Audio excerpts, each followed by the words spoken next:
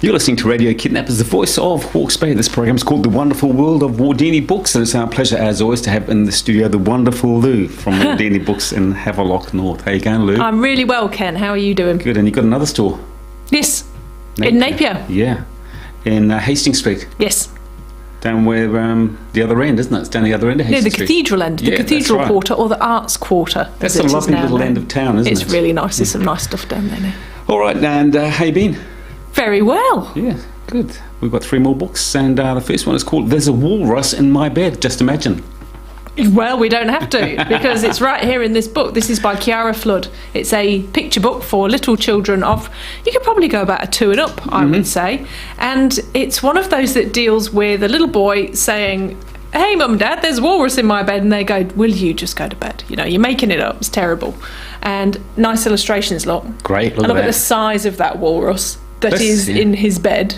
It's about 10 times the size of the little Flynn. And they don't believe him. You're naughty to tell fibs. And he's like, but, you know, is it hungry? It won't go to sleep. So he goes down for snacks. This, you know, is all the things that children do when they don't want to go to bed. And then he's not hungry, but he's not sleepy. He might have a cold, so he goes to get blankets. And then he's hot and grumpy. And then he wants a drink. And it's all for the walrus, honestly. Yes. You know, and you think as an adult, oh, it's going to turn out that it is... you know, not true. But punchline, I'm going to do spoilers because not many tiny 2-year-olds will be listening today. Turns out all Walrus actually wanted was a cuddle, which is quite sweet. But then it is a cautionary tale because it says, Mum, Dad, can Walrus sleep in your bed tonight? And of course they say, OK, if you go to sleep, Walrus can sleep in our bed.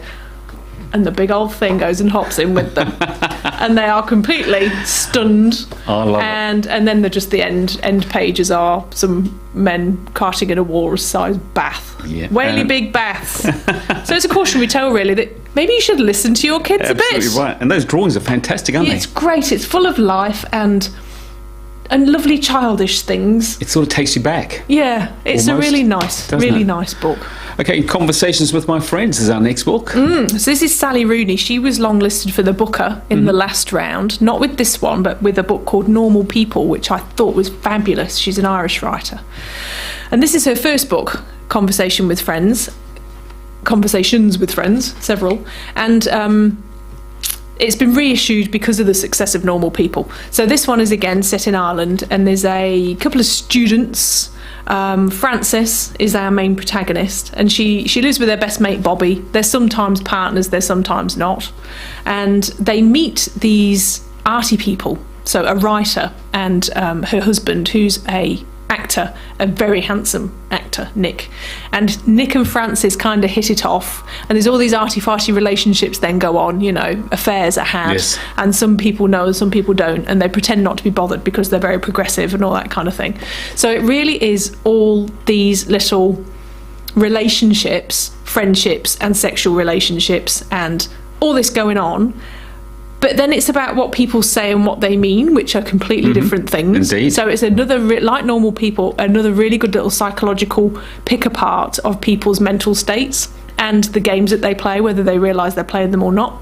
So it was a really good, in-depth kind of gossipy, nice tone, but very, you know, the thinking man's...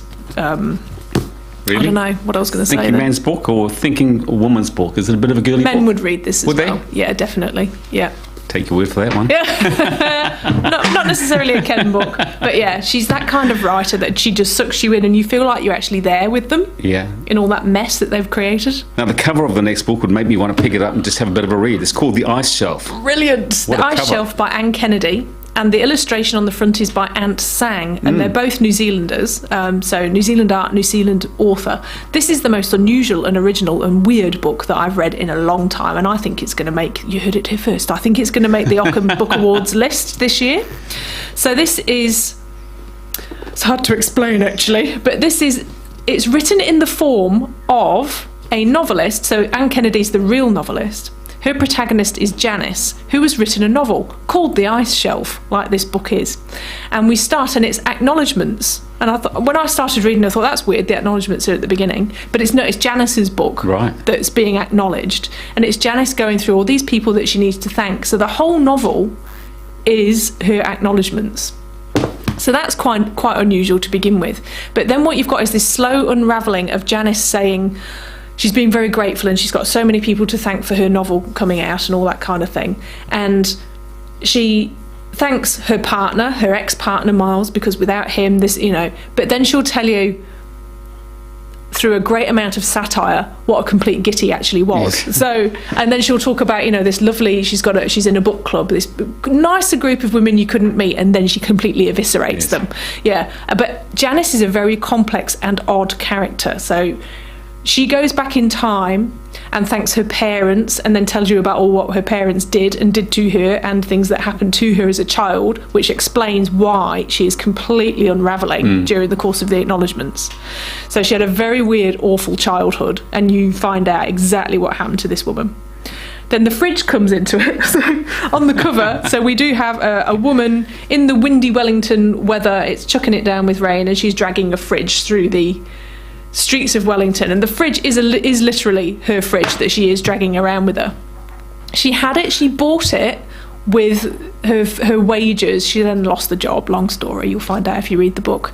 And she's so attached to this fridge because she never had a fridge as a kid. So, and then it's also a metaphor for everything that she doesn't have. Yes. And she will not let it go. So she goes, when she splits up with Miles, she goes and robs it back from the flat, and it just goes everywhere with her, and it's really bizarre. If I may she say so, hypnotised me. It sounds complicated. It is complicated. It's so hard to explain, but when you read it, you're just there with Janice, and she's a complete nightmare. She's the most amazingly complex character, and I loved her. Was so it well done. Easy to get Kennedy. into the book? It depends what kind of a reader you are. I think if you do like a challenge and you like something left field and you like something a bit different, you'll just get straight into it. If you're just looking for a straightforward story, maybe with a romance and a bit of, Italian food cooking, then, Not for you. Maybe not. Yeah. But I think it's a cracker. What is it out of 10? Oh, it's a 9 out of 10. Oh, that's good. And for Bizarre, it's a 10 out of 10. Good on you. As always, our pleasure to talk with you, Lou. But before we let you get back to work, just remind our listeners, want to come and see you to get some good books. Where are you? We're 16 Tomato Road in Havelock North and 44 Hastings Street, Napier. You look after yourself. Talk at the same time, same place next week. Cool. Thanks, Kim.